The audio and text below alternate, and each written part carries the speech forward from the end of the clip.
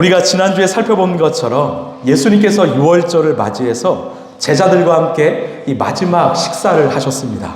그리고 그 자리에서 너희 가운데 한 사람이 나를 팔 것이라고 예고하셨습니다. 저는요, 이 최후의 만찬을 생각하면 그 르네상스의 화가 다빈치의 작품이 생각납니다. 이 다빈치는 이 작품에서 예수님의 배신 예고를 듣고 반응하는 제자들의 다양한 모습을 실질적으로 표현했습니다.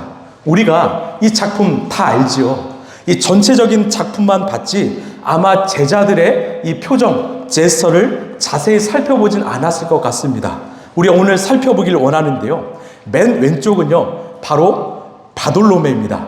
지금 무슨 일이 벌어졌는지 인상을 찌푸리면서 상황을 파악하고 있어요. 그 앞에는 야고보인데요. 화난 베드로를 왼손으로 진정시키고 있습니다. 그 앞은요, 베드로의 형제 안드레입니다. 나는 절대 아닙니다. 자신의 결백을 주장하고 있습니다. 그 앞은 바로 다혈질 베드로입니다. 오른손에 이 칼을 쥐고 있죠. 나중에 예수님이 체포당하실 때 칼을 들 것을 미리 예고한 것입니다. 그 앞이 바로 가룟 유다입니다. 오른손에 은화 주머니를 쥐고 있습니다. 이것은 나중에 예수님을 은 30냥에 팔 것을 예고하는 거예요. 또 하나 흥미로운 것은 바로 유다 앞에 소금통이 쓰러져 있습니다. 무슨 의미일까요? 바로 유다가 짠맛을 잃어버렸다. 유다가 변질했다. 이것을 상징하는 것입니다. 자, 반대편으로 예수님 바로 오른쪽이 바로 의심이 많은 도마입니다. 손가락 하나를 들고 있죠. 나중에 예수님의 부활을 의심해서 예수님의 상처에 손가락을 넣을 것을 예고하고 있습니다. 그 옆은 야고보입니다. 두 팔을 넓게 벌려서 믿을 수 없다는 것을 표현하고 있어요. 그 옆은 빌립입니다. 예수님 향해 몸을 기울면서 저는 아니지요. 자신의 결백을 주장합니다. 그리고 나머지는 마태, 다데오, 시몬인데요. 서로 도대체 그 사람이 누구인가 논쟁하고 있는 장면입니다. 이처럼 예수님의 말씀 앞에서 모든 제자들은 혼란의 시간을 보냈습니다. 이것을 다빈치가 참 잘 표현했습니다. 자, 큰 폭풍이 지나가고 예수님께서 제자들에게 음식을 나눠주셨어요. 우리 22절 말씀 읽겠습니다. 시작.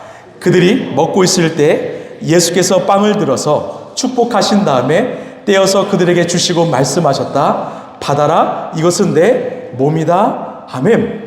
예수님이 제자들에게 빵을 주시면서 이것은 내 몸이다. 받아라, 먹어라 말씀하셨습니다. 이 말씀 우리에게는 참 자연스럽죠. 그런데 이 말 때문에 초기 그리스도인들이 이 박해를 당했습니다. 이들은 로마의 탄압을 피해서 지하 동굴인 카타콤이나 또 개인 집에 은밀한 예배를 드렸습니다. 혹시나 그 목소리가 새어나갈까봐 문을 꼭 잠궜어요. 그때 이 성찬식을 거행했는데 누군가 이 말을 몰래 들었던 것 같습니다. 그리고 잘못된 소문을 퍼뜨렸어요.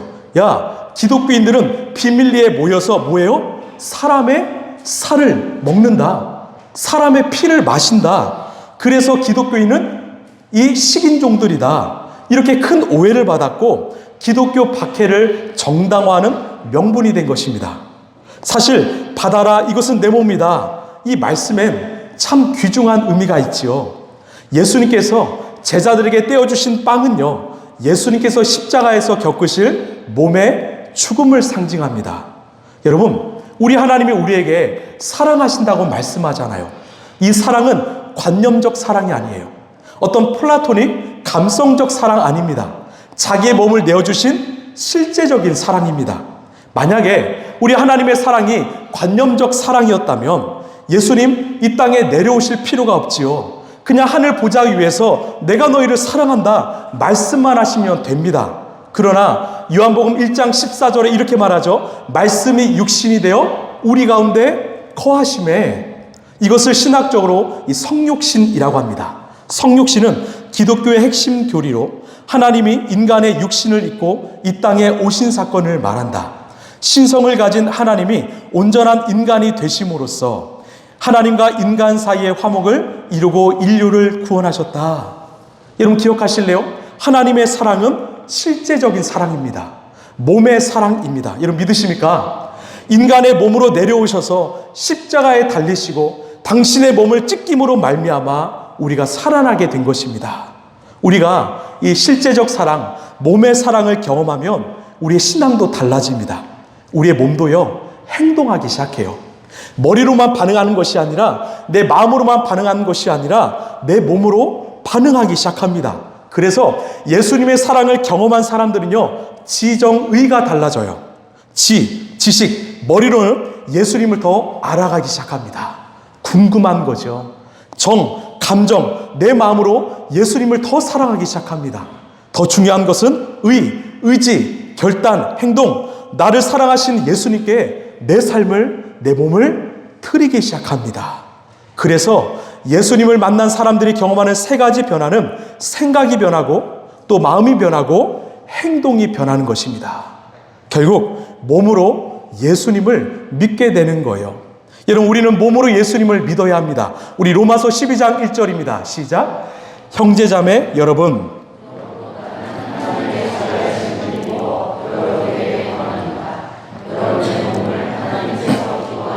거룩한 산 제물로 드리십시오.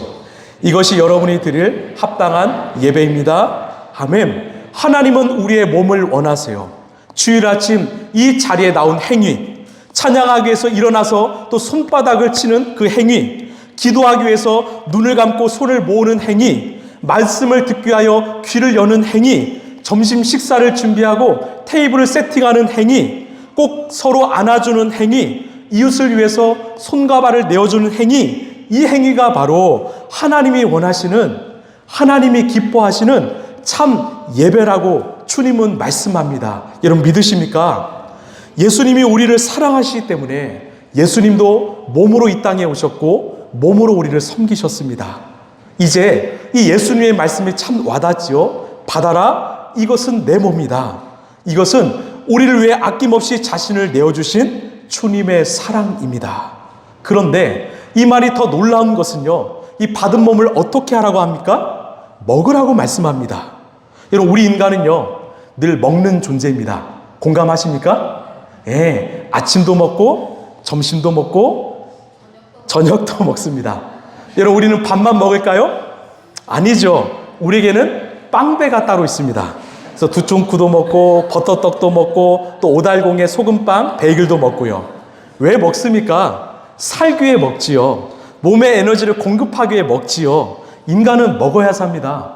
먹지 않으면 죽습니다. 그래서 예수님은 당신의 몸을 먹으라고 말씀해요. 왜? 그 예수님의 목을 먹을 때 우리의 영혼이 살기 때문입니다.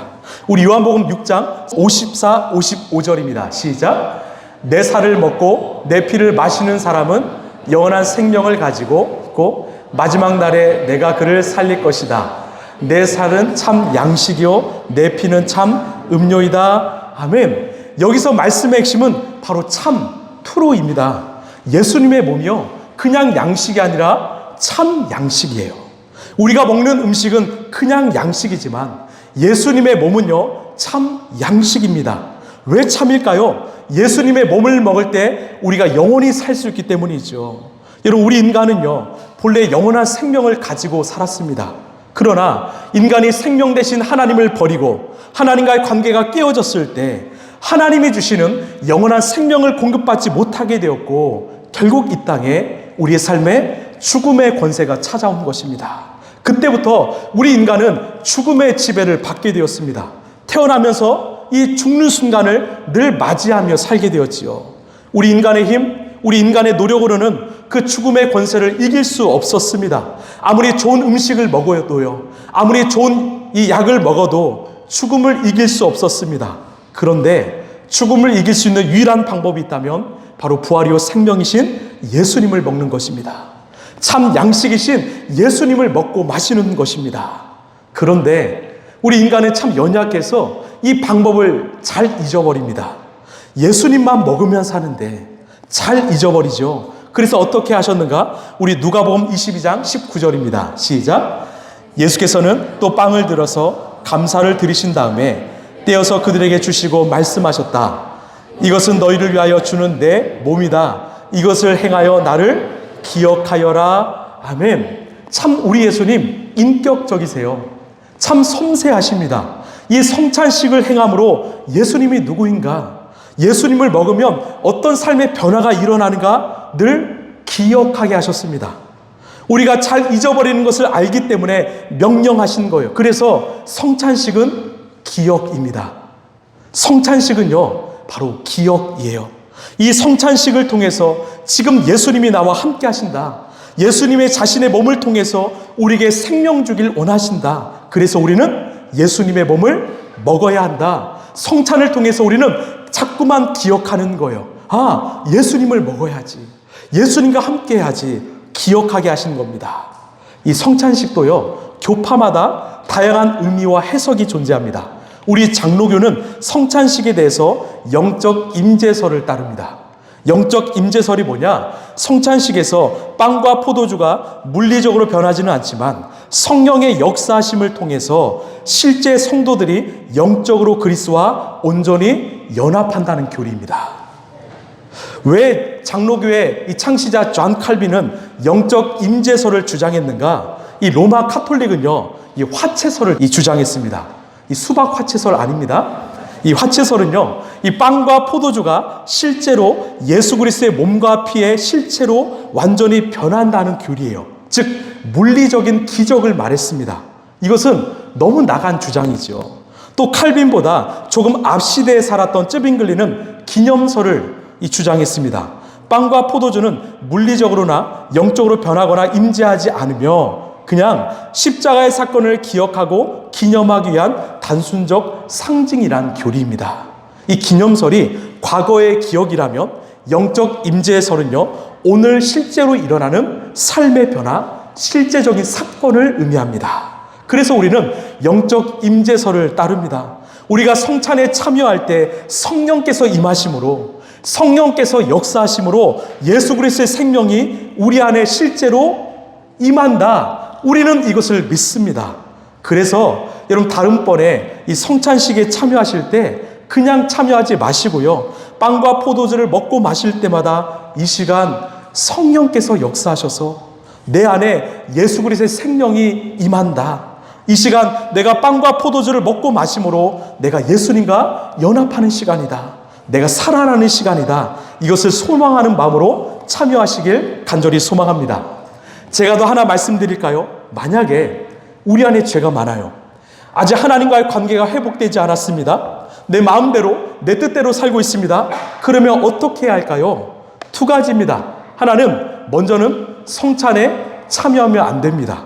왜? 우리 고린도전서 11장 27, 29절입니다. 시작. 그러므로 누구든지 합당하지 않게 주님의 빵을 먹거나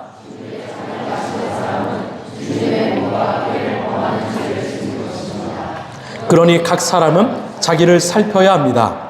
그런 다음에 그 빵을 먹고 그 잔을 마셔야 합니다. 몸을 분별함 없이 먹고 마시는 사람은 자기에게 내릴 심판을 먹고 마시는 것입니다. 아멘. 이 바울이 참 무서운 말을 했습니다. 회개 없이요, 회심 없이 그 성찬에 그냥 참여하는 사람은 예수 그리스도의 십자가의 대속을 가볍게 여기는 모독하는 행위라고 말합니다. 그래서 그런 상태로 참여한 자는 심판을 먹고 마시는 것입니다. 이렇게 무섭게 경고하지요. 그럼에도 이 성찬에 참여하길 원한다면 두 번째, 하나님 앞에 내 삶을 온전히 회개해야 합니다. 회심해야 합니다. 그리고 난 후에 참여해야 합니다. 그때 성찬은 내게 참 회복이요 생명이 될 줄로 믿습니다. 여러분, 우리 예수님께서 이 성찬식을 거행하신 중요한 이유가 또 하나 있습니다. 이게 참 중요한데 우리 고린도전서 10장 말씀입니다. 시작. 우리가 축복하는 축복의 잔은 그리스도의 피에 참여함이 아닙니까? 우리가 떼는 빵은 그리스도의 몸에 참여함이 아닙니까? 빵이 하나이므로 우리가 여럿일지라도 한 몸입니다. 그것은 우리가 모두 그 한 덩이 빵을 함께 나누어 먹기 때문입니다. 아멘. 빵을 먹음으로요, 두 가지 연합이 일어납니다. 하나는 빵이신 예수님과 내가 한 몸이 됩니다. 다른 하나는 함께 빵을 먹은 그리스도인들이 서로 한 몸, 한 가족이 되는 것입니다. 즉 예수님과의 연합이 이루어진 동시에 함께 참여한 모든 그리스도인들이 연합하게 된다는 거죠. 저는 어렸을 때 이 성찬의 의미를 예수님과의 연합만 생각했습니다. 예수님과 나와의 관계만 생각했어요. 그런데 성찬에 대해서 알아가면서 더 중요한 역할이 있다면 함께 빵을 먹은 우리 모두가 하나 되는 시간이라는 겁니다. 그래서 우리 교회가 이 성찬을 준비할 때 일부러 좀 큰 빵을 준비해요. 여러분에게 이 빵을 제가 직접 떼어드리는 이유도 같은 빵을 먹는 우리가 이 시간 하나가 된다는 것을 경험시켜드리기 위해서입니다. 사실 이 성찬빵에 대한 에피소드가 참 많습니다. 제가 전에 큰 대형교회에서 사역했을 때는 이 성도들의 숫자가 많으니까 뭘 먹습니까? 이 동그란 전병을 주니까 이 빵을 씹는 느낌이 없어요. 입에 넣는 순간 그냥 녹아버립니다. 원래 성찬빵은요, 씹고 먹어야 되는 겁니다. 그래서 제가 다짐했어요. 내가 교회를 개척하면 빵을 좀 크게 떼어줘야겠다. 그래서 많이 씹고 삼키도록 해야겠다. 그래서 제가 첫 번째 선창식 때요, 큰 빵을 샀어요. 그리고 정말 많이 떼어드렸습니다. 어떻게 되었을까요? 이제 포도주 잔을 받을 때가 됐는데 나오라고 하는데 아무도 안 나오는 거예요. 알고 봤더니 계속 기도하면서 씹고 계시더라고요. 이 성찬식이 끝나고 우리 훈임 집사님이 제게 와서 목사님, 빵을 너무 많이 떼어주셔서 삼키느라 고생했습니다. 이렇게 말씀하시더라고요. 그 이후로 조금 줄였습니다. 또 제가 성찬식 때 처음이라 좀 긴장했던 것 같아요. 원래 빵을 떼어주면서 우리 예수님의 몸입니다 이렇게 말씀드려야 되는데 제가 빵을 떼어주면서 우리 예수님의 빵입니다 이렇게 말씀드렸어요.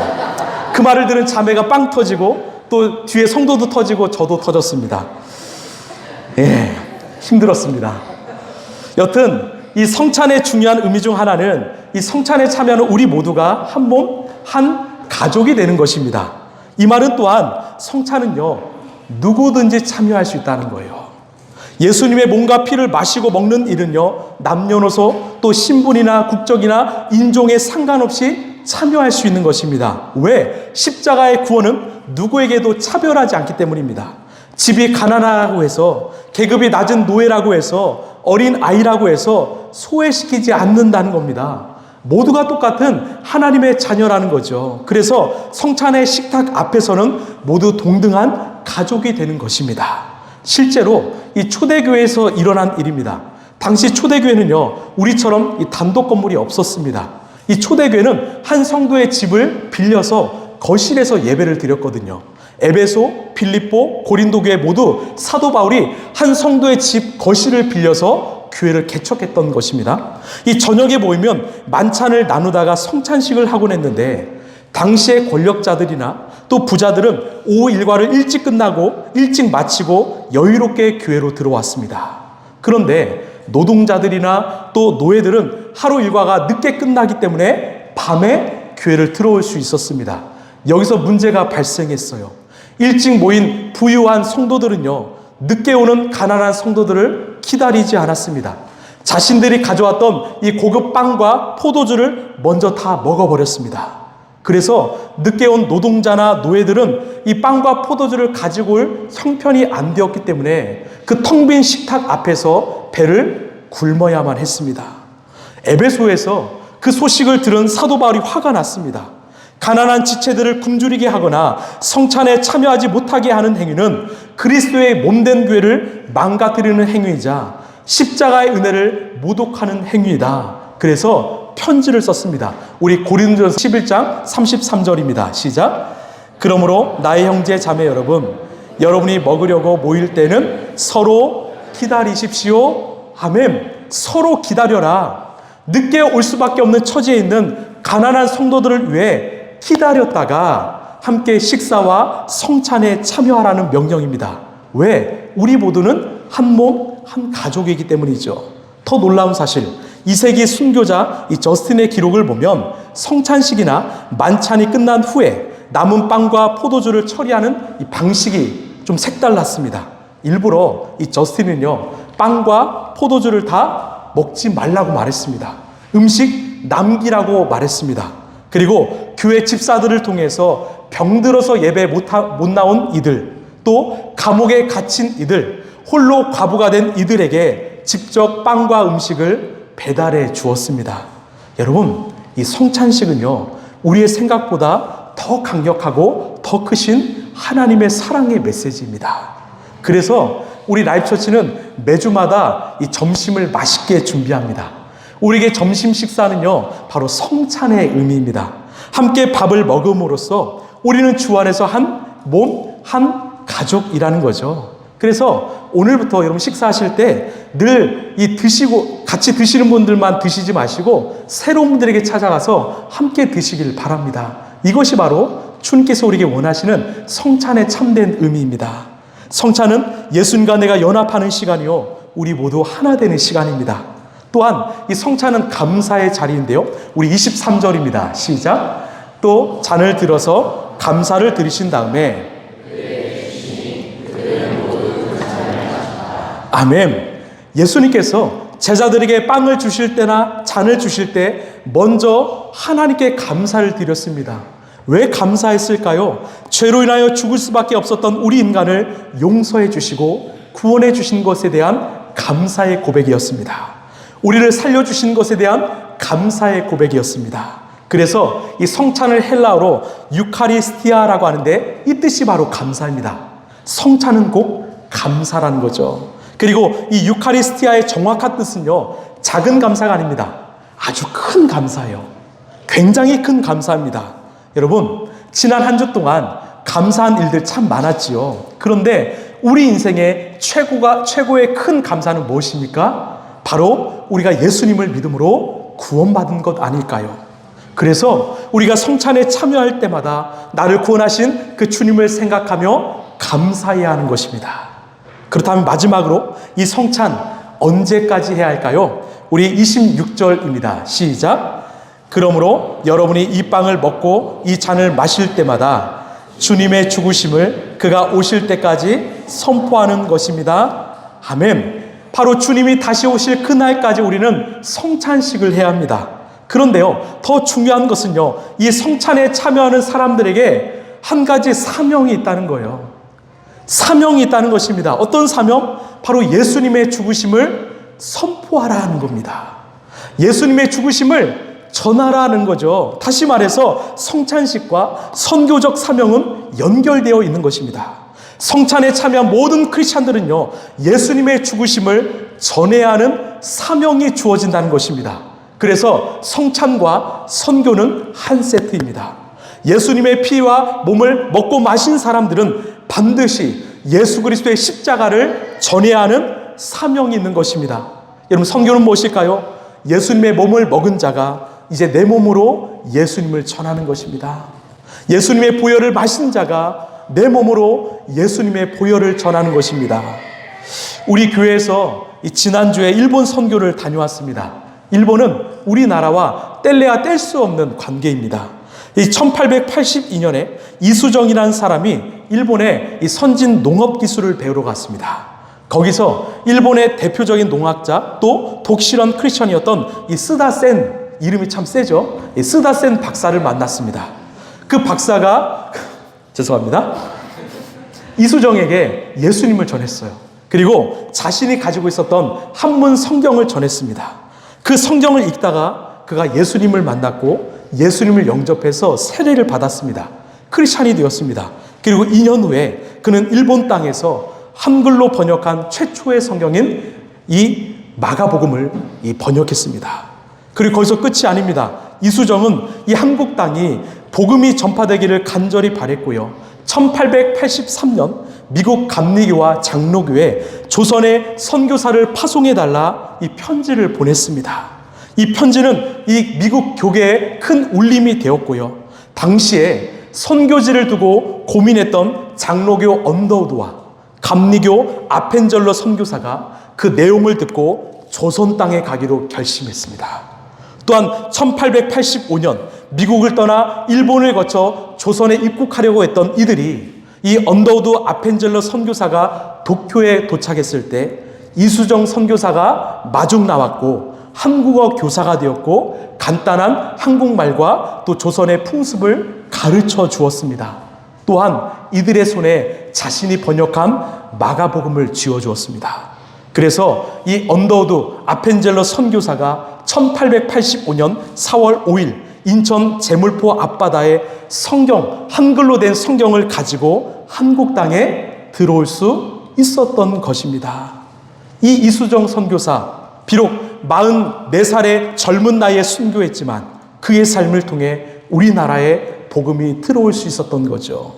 여러분, 이 이수정 선교사가 자신의 삶을 온전히 하나님께 드릴 수 있었던 이유는 무엇입니까? 바로 이 성찬의 의미입니다.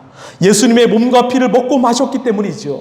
예수님과 하나 되었기 때문이죠. 또 한국 땅에 있는 수많은 영혼들이 내 가족처럼 여겨졌기 때문이죠. 무엇보다 선교적 사명이 있었던 것입니다. 여러분, 성찬에 참여하셨습니까? 예수님의 몸과 피를 먹고 마셨습니까? 그렇다면 여러분은 이 시대를 위한 하나님 나라의 선교사입니다. 하나님께서 여러분에게 이 선교의 사명을 주셨습니다. 여러분이 가야 할 선교지는 어디일까요? 바로 여러분의 가정이고 학교이고 일터입니다. 여러분의 일상입니다. 그 일상의 자리에서 우리를 구원하신 예수 그리스도의 십자가를 전하시길 바랍니다. 말씀을 마무리합니다. 오늘 우리는 이 성찬의 참 의미를 살펴보았습니다. 사랑하는 성도 여러분, 하나님이 보여주신 사랑은 관념적인 사랑 아닙니다. 육신의 몸을 입고 이 땅에 오셔서 우리를 살리기 위하여 십자가에서 찢기신 실제적 몸의 사랑입니다. 이제 우리도 우리의 몸으로 주님을 사랑하길 원합니다. 또한 우리가 빵과 포도주를 먹고 마실 때 성령께서 역사하셔서 예수하셨고 우리 모두 한 가족이 되게 하셨습니다. 하지만 우리의 성찬이요, 여기서 끝나지 않지요. 주님의 몸과 피를 먹고 마신 자에게 사명이 있습니다. 바로 이수정 선교사님이 그랬던 것처럼 주님이 다시 오실 그날까지 우리는 이 십자가의 복음, 십자가의 그리스도를 전하고 또 전해야 할 것입니다. 오늘 예배가 마치면 여러분 세상으로 나가십시오. 여러분 일터로 나가십시오. 가정으로, 일상으로 나가십시오. 여러분이 머무는 그곳이 여러분의 선교지일 줄로 믿습니다. 내 안에 생명이신 예수 그리스도를 전하며 이 시대를 살리는 하나님 나라의 선교사로서 몸으로 예배하고 몸으로 선교하는 우리 라이프처치 성도들 되시길 간절히 소망합니다.